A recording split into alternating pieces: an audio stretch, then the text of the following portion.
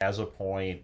It comes to that point. It uses the various gags throughout the movie to contribute, expand upon, or work up towards the point of the end of the movie, which is sort of like the end of Candide, right? Like he keeps imagining something better, and Randall is sort of saying like embrace the present, embrace like the your own surroundings and circumstances, and Silent Bob kind of reiterates that later in the movie when Dante is having like this existential crisis because his girlfriend sucked 36 dicks 37. 37 dicks, right? And That's one of the jokes. I It's was setting you up, 36, yeah. 37. Yeah. Oh, okay, okay. You took the bait. I took the bait. All right, great. But yeah, and so he's like, a lot of women suck dicks, but not all of them make you lasagna in the middle of the day. That's not the actual line. He wrote a better line than that. But No, something like not many girlfriends will make you lasagna. Most of them just cheat on you. oh yeah, that's so much Yeah. better than what I. Which is the part of Most the women suck 37 dicks, but not all of them make a good lasagna. Knit that on a pillow, mother. like, but yeah, so there's a lot of kind of anxiety about staying at one station in life. You can see a lot of Smith's kind of anxieties about making this huge gamble on the movie or in the movie. Like when Randall, one of the major points in the movie for me is when Randall says something to Dante along the lines about like his Dante's infatuation with his ex girlfriend. You're the one making all these problems. You're the one making your own destiny shitty. Like, there's a million other shitty jobs around here. right. And Randall is definitely, like, he's a figure of class antagonism, I think, in a way that's a lot more sincere than kind of Winona Ryder's being like, I want the final cut on my home movies when they show on MTV kind of stunt. Mm-hmm. Randall is kind of seeing that he doesn't have bright prospects in the job market, and he's essentially creating work slowdowns. And what he's explaining to Dante is essentially that Dante has this incredible bargaining power that he doesn't realize because the bosses are stuck with people who give as few shits about their jobs as Randall or Dante. So you're kind of stuck between.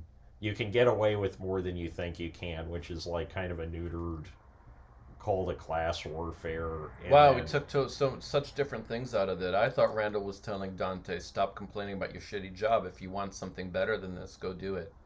and that is what he's saying, but like Oh, in the okay. larger context of the movie, like we spend so much time, like most movies, like Reality Bites, we see the people at their jobs, we know they have jobs. The actualities of work, which is what most people in Gen X and many other generations spend their day doing, is if they're at work, we only ever see them at work if something important to their personal lives is going on. In Clerks, work is seen as almost the single defining reality of life. Yep. It doesn't get any better than this. Right. I'm just gonna keep trudging at my job. I can complain, but this is as good as it gets. I Right, and don't. it's I like don't. not I taking don't. downward mobility quite so I don't deserve any cheerfully. better. Yeah. And Randall is saying you do deserve better if you want. Well, not you deserve better. You can get better, but Well, anyways, I don't know. well, I think Randall's a really powerful character because he's not just saying like go out what you want and take it. He's such a an ambiguous figure because he's incredibly irresponsible in terms of like Dante's feeling that he can never get ahead in life and that he's going to be stuck in this Kafkaesque existence of paying for other people's mistakes. The film does reinforce that at a few points. Like the one that's really coming to mind is when we see Randall sell a pack of cigarettes to a 4-year-old girl because he doesn't look up from his magazine, and then Dante gets hit with the bill for it. Yeah, it was like a $500 fine Right. that he's not allowed to fight. Right.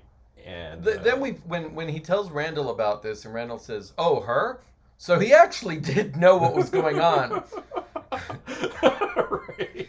He was just not, he was just kind of ignoring it and just going through the motions, or doing it intentionally. I don't know. Right. Randall is like one of the major, like Savoy Zizek in First is Tragedy, then is Farce. He spends a long time talking about in late stage capitalism. You have a lot of people who are kind of in this state of kind of cognitive dissonance, like collective cognitive dissonance, in that they do not believe in the sustainability or validity of the system they are in, but they are trapped in it and have to kind of echo the beliefs and premises of that system. And so Randall is like post-capitalist. Randall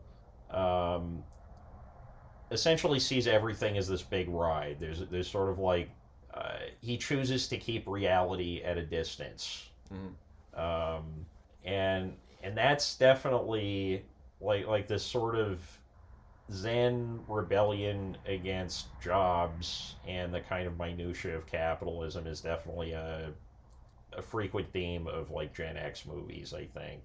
Wait, how do you keep reality at a distance and embrace the present at the same time?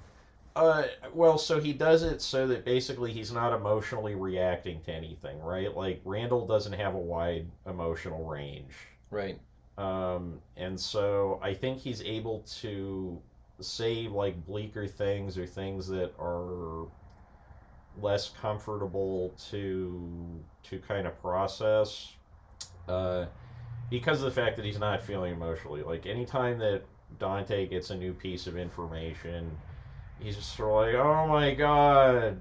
I'm not even supposed to be here today. Right. And Randall's just sort of taking the present as it comes and, making intermittent jokes about it.